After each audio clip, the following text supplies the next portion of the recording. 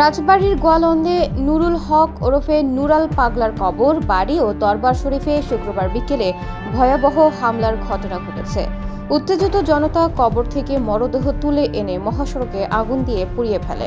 এই ঘটনায় একজন নিহত ও অন্তত অর্ধশতাধিক মানুষ আহত হয়েছেন। নুরুল হক ৮০-র দশকের মাঝামাঝি নিজেকে ইমাম মাহাদি বলে দাবি করেছিলেন। তখন চাপের মুখে তিনি এলাকা ছাড়তে বাধ্য হন।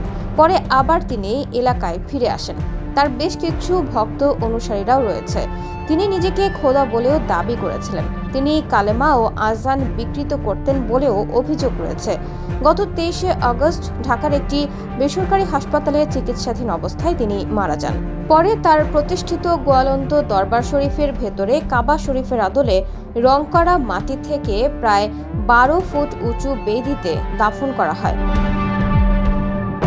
এর প্রতিবাদে ইমান আকিদা রক্ষা কমিটি কবর সমতল করার আলটিমেটাম দেয়। শুক্রবার জুমার নামাজের পর প্রায় ২০,০০০ মানুষ বিক্ষোভে অংশ নেয়। এক পর্যায়ে পুলিশ ও প্রশাসনের গাড়ি ভাঙচুর করা হয়। দরবার শরীফে অগ্নিসংযোগ ও সংঘর্ষে জড়িয়ে পড়ে দুই পক্ষ। পুলিশকে লক্ষ্য করে ইটপাটকেল নিক্ষেপ করা হলে সেনাবাহিনী মাঠে নামে এবং পরিস্থিতি নিয়ন্ত্রণে আনে। ঘটনার পর অজ্ঞাত ৩৫০০ জনকে আসামি করে মামলা করেছে পুলিশ। ইতিমধ্যে ৫ জনকে গ্রেফতার করা হয়েছে। এলাকায় এখনও টানটান উত্তেজনা বিরাজ করছে।